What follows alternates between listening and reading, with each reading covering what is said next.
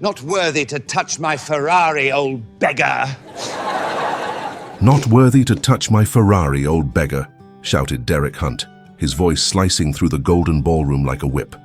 Laughter erupted around him, champagne glasses trembling in hands eager for cruelty. The spotlight gleamed on the red Ferrari, flawless and proud, while the old man in rags stood beside it, humiliated before a sea of glittering gowns and tailored suits. But Henry Walsh did not move. His hand lingered near the car, as though he recognized something no one else could see. His eyes, steady and unbroken, met Derek's fury with a silence that unsettled the crowd. They expected the beggar to shrink, to retreat in shame. Instead, he whispered words that froze the laughter on their lips. What followed would unravel the arrogance of a billionaire, reveal a secret buried in time, and remind everyone in that hall that dignity can outshine even the brightest luxury. Before we begin this emotional story, tell us in the comments from which city you are watching, and don't forget to leave your like to keep following us. The ballroom shimmered like a cathedral of excess. Crystal chandeliers scattered light across marble floors, their reflections bending on the curves of polished steel and glass. At the center of it all, under a spotlight that felt almost divine, stood a Ferrari, the color of blood and fire. Its skin glowed with a mirror's sharpness, every contour a silent scream of wealth. Guests in black tuxedos and golden gowns circled the machine, champagne glasses catching the light as though they too were part of the performance. Derek Hunt, billionaire, owner of the Ferrari and of the spotlight itself, moved like a conductor among them. His tailored navy suit caught whispers of admiration. His smile, thin and cutting, told the room that everything within it already belonged to him. He leaned casually against the velvet rope that guarded his car, whispering boasts to a cluster of young executives who laughed too loudly at his jokes. The night was his stage, the Ferrari his crown, but the theater of perfection was about to crack. From the far edge of the room, where the shadows were thicker and the glamour dimmer, a figure appeared, fragile, misplaced, a discordant note in a symphony of luxury. Henry Walsh shuffled forward, his coat threadbare, sleeves torn at the elbows, his beard silver and tangled like uncombed threads of time. His boots dragged slightly, leaving faint scuffs on the marble, a sound that made heads turn and brows furrow. He did not belong there. The murmurs rose like an orchestra warming up, dissonant and sharp. Who let him in? What is he doing here? He'll stain the floor. Yet Henry walked with a calm slowness, his eyes not on the guests but fixed unwavering on the Ferrari. His lips parted just slightly, as if he were greeting an old companion. The car reflected him, a distorted image, rags and age curved across the perfect red body. He reached out a trembling hand, fingers roughened by years of labor, and pressed them lightly to the hood. He closed his eyes as though listening, not to the laughter around him but to the silent hum of the machine, the echo of pistons, the memory of engines he once knew better than his own heartbeat. Derek noticed. The crowd's polite laughter stalled, reshaped into something sharper, colder. His eyes narrowed, his jaw tensed, and he straightened from the velvet rope with the precision of a predator who's just spotted prey. His voice rose, clipped and theatrical, slicing through the silence like a blade. "Who the hell let this old beggar near my Ferrari?" Derek's words rang out, laced with venom. Fingers pointed, phones lifted, and a wave of cruel amusement spread across the ballroom. Guests leaned closer, eager for the spectacle. Henry did not flinch. His palm remained on the hood, his head bowed slightly, eyes closed as though the insult had not reached him, or as though he had heard far worse in the quiet collapse of his past. The laughter swelled, champagne glasses shook with mirth, and Derek's finger stabbed the air toward him. "You're not worthy to even look at this car, old man." The room erupted in agreement, their mockery echoing off marble walls. Henry finally opened his eyes, slow, deliberate, and met Derek's gaze with something unshaken, almost defiant. And in that stare, something unsettled the room, though no one could name it yet. The hum of conversation faltered as Henry kept his hand on the Ferrari's hood. His fingers, calloused and stained with the memory of grease and oil, caressed the surface as though he were tracing something long lost, something only he could see. The room seemed suspended, the clinking of glasses and whispers of silk dresses fading into the background. Even the faint echo of the car's idle engine became a kind of heartbeat, pulsing in sync with his own. Henry bent closer, his ear tilted ever so slightly, as if listening for words no one else could hear. The metallic warmth beneath his hand made him close his eyes. In his mind, he was no longer in this ballroom of glitter and contempt. He was in a factory in Modena decades ago, the air thick with smoke and the smell of hot steel, the roar of test engines vibrating through his bones. For a fleeting second, he looked almost regal, as if he were the rightful guardian of the machine. The illusion shattered with Derek Hunt's voice. It struck the room like thunder. "Get your filthy hands off my car!" Derek's tone was sharp, every syllable meant to slice. His polished shoes clicked against the marble as he strode forward, eyes blazing with a fury born of entitlement. The crowd parted for him as though he carried a crown, their faces alive with the thrill of drama. Henry lifted his head slowly. His hand still rested on the hood, refusing to obey. His gaze was calm, unreadable, like deep water hiding secrets. The guests gasped at his audacity. Some lifted their phones higher, recording every moment, eager to capture the humiliation about to unfold. A young woman in a sequined dress whispered, "He's insane," while a man beside her chuckled, "This is going viral tonight." Derek stopped a foot away, pointing an accusatory finger at Henry's chest. His voice climbed, dripping with venom and mockery. "You think you can just walk into my event dressed like a street rat and touch what you could never afford in 10 lifetimes? Do you even know what you're standing in front of? This car costs more than your entire worthless existence." Laughter scattered through the crowd, nervous but eager, feeding on Derek's arrogance. Henry's lips parted, but no words came immediately. He inhaled deeply, his chest rising, his eyes never leaving Derek's. Then, with the weight of years carried in his voice, he spoke softly, almost like a whisper meant for the Ferrari itself. "It's not the price that matters. It's the soul of the engine." The room went silent, confused, unsettled. Derek let out a harsh, disbelieving laugh, tilting his head back dramatically. "The soul of the engine," he repeated, mocking the phrase as if it were the punchline of a crude joke. "You don't even have a soul left, old man. Get away from my car before I have security throw you out like the trash you are." Gasps echoed. The cameras zoomed in. The tension was palpable, a wire pulled to its breaking point. Henry finally lifted his hand from the hood, but his eyes lingered on the car as if he had left a piece of himself behind. He whispered again, though this time everyone heard him, "Even perfection hides its flaws." The crowd froze, unsure whether to laugh or to listen. Derek's laugh thundered through the ballroom, sharp and merciless, amplified by the delighted chuckles of those who clung to his orbit. The glow of chandeliers flickered across the lenses of smartphones raised high, recording every detail of the unfolding spectacle. The Ferrari gleamed beneath the lights, a silent witness to the cruelty dressed in velvet and glass. "You hear that?" Derek shouted, his voice booming like a ringmaster in a cruel circus. He gestured toward Henry with an open palm, inviting the audience to share in his mockery. "The beggar thinks he can teach me about my car. This old man probably hasn't even ridden a bicycle in years, and he dares to touch a Ferrari." The crowd roared with laughter. Champagne sloshed in crystal flutes as people nudged each other, grinning at the absurdity Derek painted. A young man in a bow tie muttered loudly, "Maybe he thought it was an old cab," sending another ripple of amusement across the room. Henry stood still, shoulders slightly hunched but not broken. His weathered hands trembled at his sides, though his eyes remained steady. He lowered his head not in surrender, but in a silence that made his dignity strangely louder than Derek's cruelty. Derek wasn't done. He stepped closer, so near that Henry could feel the heat of his breath. His finger jabbed the air inches from Henry's chest. "You're not worthy to even look at this car, old man," Derek snarled, his words venomous, deliberate. "Men like me build empires. Men like you. You beg for scraps outside restaurants." The cruelty hung in the air, heavy as smoke. A woman in a glittering dress covered her mouth, torn between laughter and unease. Someone at the back whispered, "This is too much," but their voice drowned under the weight of the crowd's amusement. Henry's lips tightened, his silence more eloquent than any protest. His eyes, faintly glistening, lifted just enough to meet Derek's. It was not the stare of a man defeated.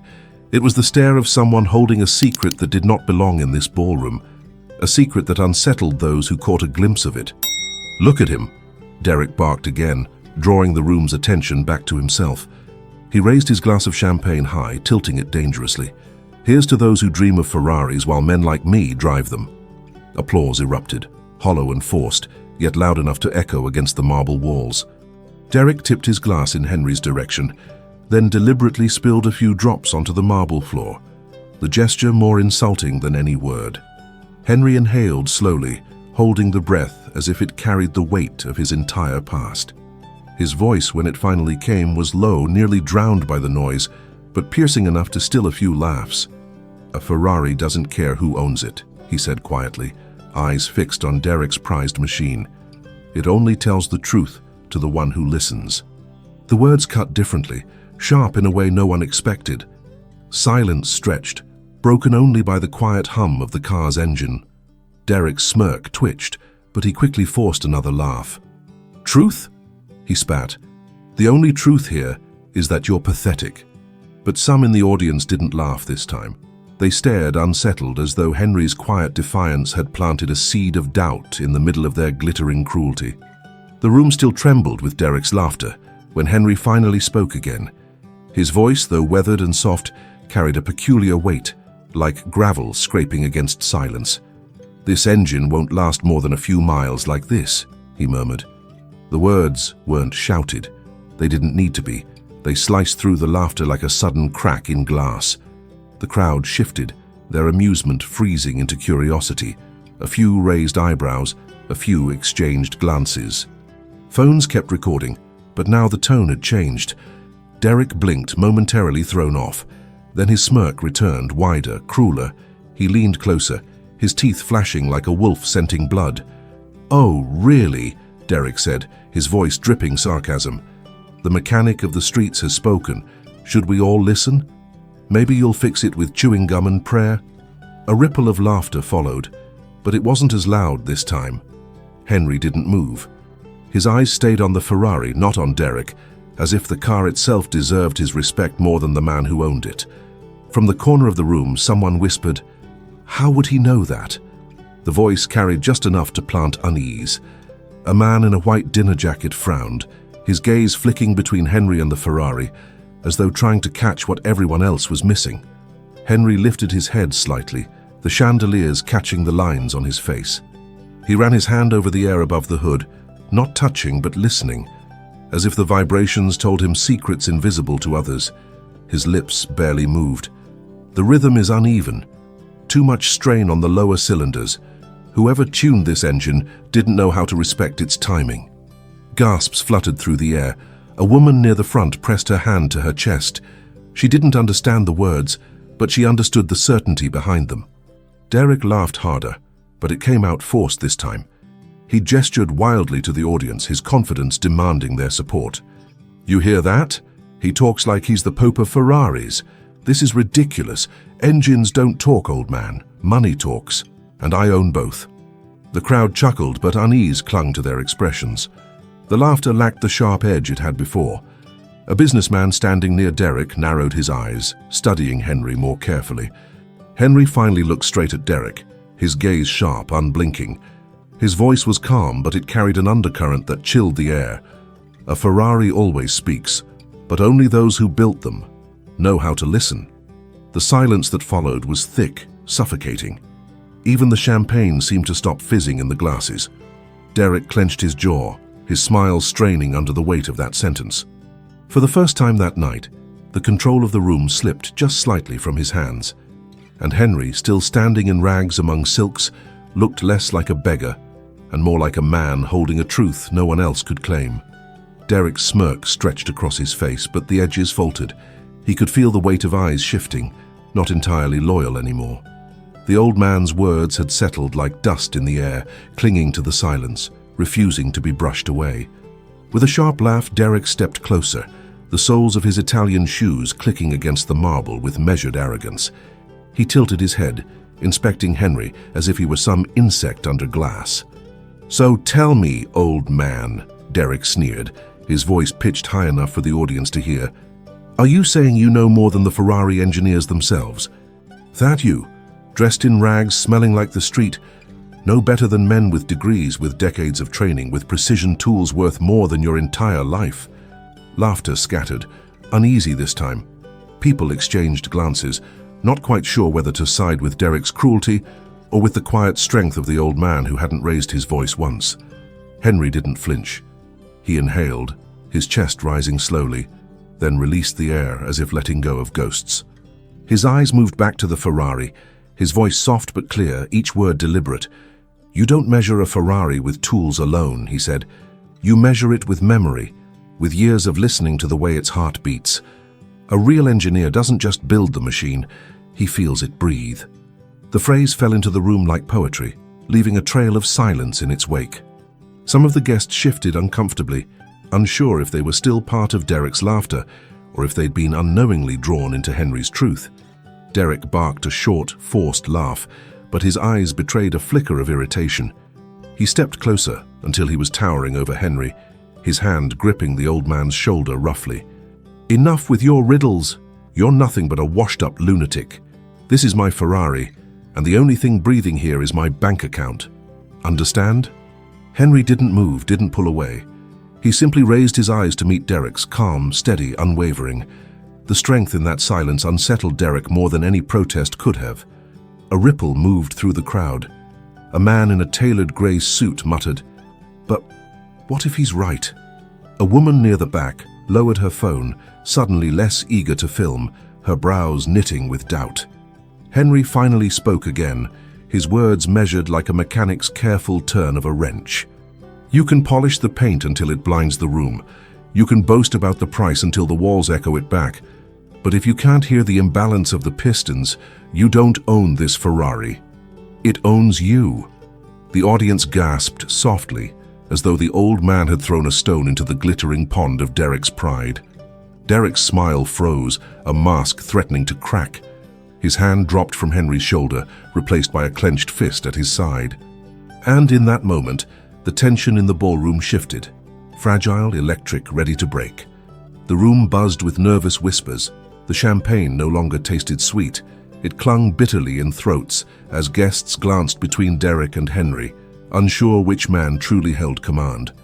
Derek's pride flared hot in his chest, but beneath it pulsed a faint sting, an unease he couldn't quite shake. Then, from the far side of the ballroom, a new voice cut through the tension, deep, deliberate, accented. "Enough!" The crowd parted instinctively. A tall man with dark hair, swept neatly back, his tuxedo immaculate, stepped into the circle.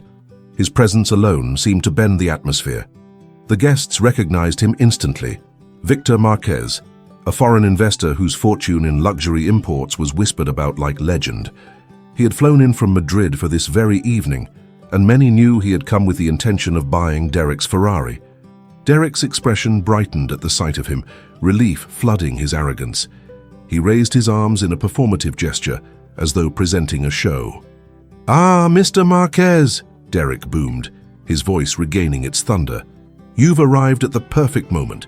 You see this old beggar? He's trying to claim he knows what's wrong with a Ferrari. Ridiculous, isn't it?" Victor did not laugh. His eyes, sharp and unreadable, settled not on Derek, but on Henry. For a long moment he studied the man's face, the stillness in his posture, the gravity in his silence. Then, with a calmness that unnerved Derek, he said, "I would like to hear him." The crowd rippled with shock. Derek's smile twitched, faltered, then returned in forced brightness. He stepped forward, voice loud, desperate to control the room. "Come now, Victor.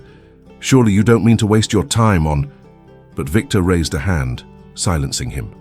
His gaze never wavered from Henry. "You," Victor said simply. "Tell me, what did you hear in the engine?" Every camera phone angled closer. The room grew still, the kind of stillness that could be shattered by a single syllable. Derek's jaw tightened as he glanced around the circle, realizing control was slipping further from his grasp. Henry did not rush. His weathered hand rose slightly, gesturing toward the Ferrari like a priest blessing an altar. His eyes were soft, reverent, his voice low but strong enough for all to hear. "The timing is off. The lower pistons are strained, fighting against themselves. Whoever tuned it cared more about performance numbers than the life of the engine. Push it too far, and it won't last 100 miles. Gasps echoed. Victor's eyes widened just slightly, the glint of recognition sparking behind them. Derek's laugh returned, loud and hollow, covering his discomfort. This is absurd. He's bluffing, trying to sound important. Engines are complicated. How would he know? But Victor did not look at Derek. His eyes remained fixed on Henry, sharp as steel, as though measuring not only the words, but the man who spoke them. And in that silence, everyone in the ballroom realized something had shifted. For the first time that night, the Ferrari was no longer the center of attention. Henry was. Victor Marquez's eyes narrowed, not in suspicion, but in thought. His fingers tapped lightly against the stem of his glass, a measured rhythm, as though weighing the old man's words against his own vast experience with engines and deals. The crowd leaned closer, breath held, waiting for him to speak. Henry stood calm, unmoved by the spectacle. His coat hung loosely from his thin shoulders, his beard catching the shimmer of chandeliers. For the first time all evening, his presence no longer seemed misplaced. There was a gravity to him now, something undeniable. Victor finally broke the silence. "What you say, it makes sense," he said slowly, his Spanish accent coloring each word. His gaze turned to the Ferrari, sharp and analytical. "That uneven idle I heard earlier, it bothered me, but I dismissed it. You didn't." The crowd stirred, shock rippling like a current. Some gasped, others whispered furiously, their certainty shaken. Derek's jaw tightened, his polished mask beginning to crack. "Nonsense!" Derek barked, his voice rising like a man drowning. He moved between Victor and Henry, blocking the old man from view. "You can't honestly believe this beggar's ramblings. He's just fishing for attention." Victor's eyes flicked to Derek briefly, cool and unimpressed, before returning to Henry. "Tell me more," he commanded. Henry shifted slightly, his voice steady, clear. "The piston rings, worn unevenly. Too much stress on the left bank. It rattles when the throttle dips. If you take it out on the highway tonight, the damage will spread. The engine will choke on its own imbalance." The words landed with the authority of experience, not theory. The guests stared, transfixed. Even those who knew nothing of engines could feel the truth in Henry's tone. Derek tried to laugh, but the sound was hollow, brittle. "And how would you know that? Did you crawl under a Ferrari once while begging for coins?" Henry's eyes lifted slowly, meeting Derek's with quiet intensity. His voice dropped lower, but it carried farther than any shout. "Because I helped design that engine." The ballroom froze. Glasses hung mid-air. A phone slipped from someone's hand and clattered loudly against the marble, the sound jolting through the silence. Victor's brow furrowed, his eyes narrowing on Henry with sudden recognition. "Your name?" he demanded. Henry hesitated, a shadow crossing his face. Then, with the weight of decades spilling through his lips, he answered, "Henry Walsh, chief engineer at Maranello, 1970 to 1982. I led the team that gave this car its voice." The gasp that followed wasn't laughter nor disbelief, it was awe. Several guests who had mocked him minutes before now exchanged wide-eyed looks, their cruelty collapsing into shame. Derek's face drained of color. He shook his head violently, stammering, No, this is impossible. He's lying. He has to be lying." But Victor Marquez's expression had already changed. His eyes shone with recognition, with respect, and with something Derek could not buy: belief. The beggar was no beggar at all. He was history, walking in rags. The ballroom had gone silent, as if every chandelier, every breath, every glass of champagne had frozen in mid-air. All eyes clung to Henry Walsh. The man they had mocked, laughed at, dismissed as a beggar, now stood revealed not as a nobody, but as the ghost of Ferrari's golden age. Victor Marquez was the first to break the silence. He stepped closer, his gaze locked on Henry. "Henry Walsh," he repeated almost reverently. "I have read about you. The Modena archives mention your team, your breakthroughs. You were behind the carburetor redesign that changed Ferrari's endurance models." Gasps rippled across the crowd. People glanced at each other in disbelief. recalling the stories they had once read in magazines or documentaries, never imagining the man himself would appear here, in rags, like a forgotten relic. Henry's eyes lowered. His voice, though steady, carried the tremor of memory. "I was there," he admitted. "We worked day and night, hands black with oil, ears deafened by roaring engines. We wanted to build machines that sang, not just raced. That was my life. Until it wasn't anymore."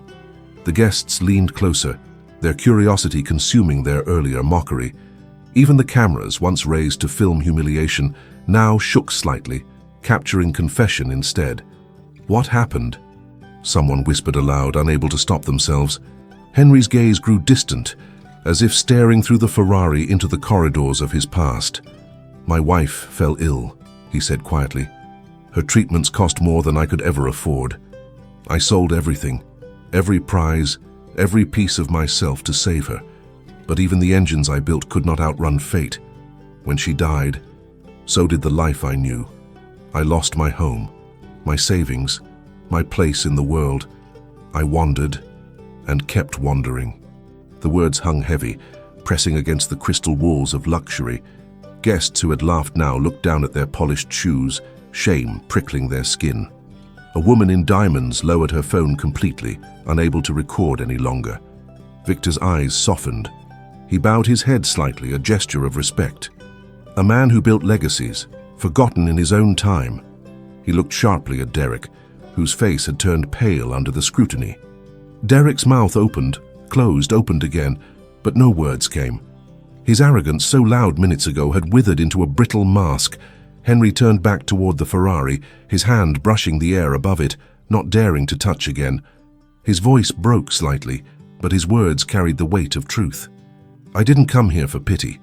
I came because I heard the sound of a heart I once knew, and I couldn't walk away without listening to it. One last time." The silence that followed was absolute, aching. Even Derek Hunt, billionaire and master of spectacle, seemed small, shrinking under the gaze of every guest who now saw him, not as a man of power, but as a man stripped of grace. Henry Walsh, in rags, had reclaimed something no wealth could purchase: dignity. The silence was suffocating, thick as velvet curtains drawn across the room. Derek Hunt stood stiff, jaw clenched, fists hidden behind his back. He could feel the eyes of his guests burning into him, not with admiration as he was used to, but with judgment.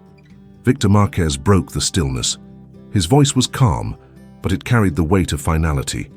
"If this man says the engine is flawed, I believe him." A collective murmur rippled through the room, disbelief and awe colliding in the air. Derek spun toward Victor, desperate, his composure cracking like glass under pressure. "You can't be serious," he barked. "So you came here tonight for my Ferrari, my masterpiece. Are you going to throw it all away because of some washed-up relic?" Victor's eyes turned cold, his lips pressing into a thin line. He stepped closer, his height and calm authority making Derek look suddenly smaller. "No, Derek, I came here tonight to invest in excellence, and tonight excellence is not in your car." He glanced at Henry, then back at Derek. "It is standing right here in front of us, wearing rags but holding the knowledge of kings." Gasps exploded across the ballroom. Phones recorded every second. The same guests who had laughed at Henry earlier now nodded, their loyalties shifting. Derek's face flushed red, his voice rising in desperation. "He's manipulating you. You're being played." He turned back to the crowd, searching for support. "Don't you see? He's nobody, just a homeless man who got lucky with a guess." But the crowd wasn't with him anymore. Whispers swirled. He knew details no one else could have. "I remember reading about Walsh in a magazine. He doesn't sound like a liar." Henry stood quietly, hands folded in front of him. He didn't gloat, didn't smile. His dignity was in his silence, a contrast to Derek's unraveling fury. Victor's voice sliced through the whispers. "Derek Hunt," he said, firm, unshaken, "I will not buy your Ferrari. Not tonight. Not ever. I have no interest in possessions guarded by arrogance and ignorance." The words struck harder than any slap. Derek's lips trembled, his breath sharp, as humiliation flooded him. He glanced around, desperate for a lifeline, but found only lowered eyes and disdainful stares. Victor turned, facing the crowd now, his hand gesturing toward Henry. "This man," he declared, "sees what others cannot. He deserves respect, not ridicule. I would rather invest my trust in him than in any machine." Applause erupted, not polite but thunderous, rising from every corner of the ballroom. Guests who had mocked Henry now stood clapping, their faces flushed with the shame of their earlier cruelty. Derek Hunt, the billionaire who had once controlled every gaze in the room, now stood alone, drowning in silence louder than any cheer. Henry Walsh, the beggar engineer, was no longer invisible. He had become the center of the world he had once built and lost. Victor Marquez stepped forward, his polished shoes echoing against the marble floor. He stopped before Henry Walsh, bowing his head ever so slightly, a gesture of respect that no one expected, least of all Henry himself. "You don't belong in the shadows," Victor said, his voice resonant, steady. "A man with your knowledge, your history, should not be cast aside like dust. If you are willing, I want you by my side, as a consultant, as an honored guest at every luxury event I attend.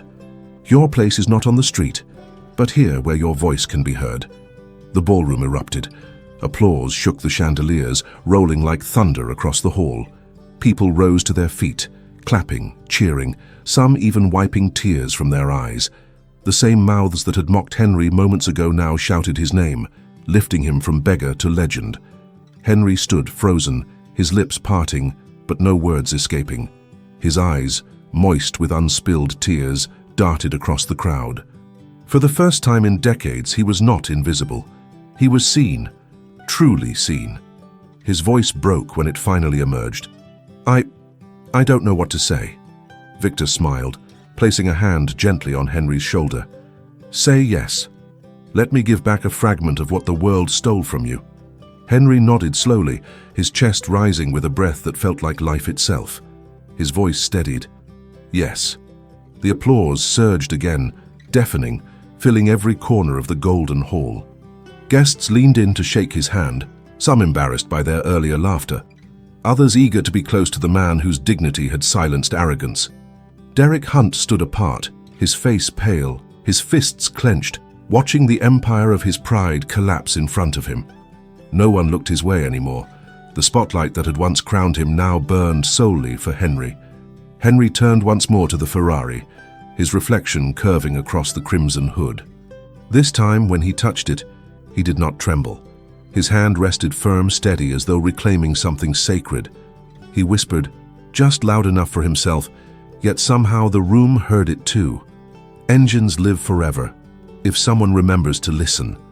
Victor extended his arm, guiding Henry away from the car, not as a beggar leaving a stage of mockery, but as a man restored to honor. The crowd parted, applause following them like a wave of redemption. For the first time in decades, Henry Walsh walked not in shame but in dignity. And no Ferrari, no billionaire, no empire of arrogance could take that away. The ballroom lights dimmed in memory, but the echoes of that night remained. A billionaire's pride had been silenced, and a forgotten man had been lifted back into the light of respect he never should have lost. Henry Walsh walked out not as a beggar, but as a man restored, his dignity stronger than any fortune could buy. In life we all stumble. We all face moments where the world seems to strip us of worth. But just as engines can roar again when tended with care, so too can the human spirit rise when truth is finally recognized. Let this story remind us. No matter how far we fall, there is always a road back to dignity, honor, and hope. Thank you for staying with us until the end of this heart-touching story. Tell us in the comments which part moved you the most. Subscribe and turn on the bell to receive more stories that inspire and transform. Leave a like if you believe in the invisible strength of dignity and family. And above all, thank you for being part of this community that believes in stories with soul. And before you go, watch the story I leave here on the left. I'm sure it will also move you and make you reflect.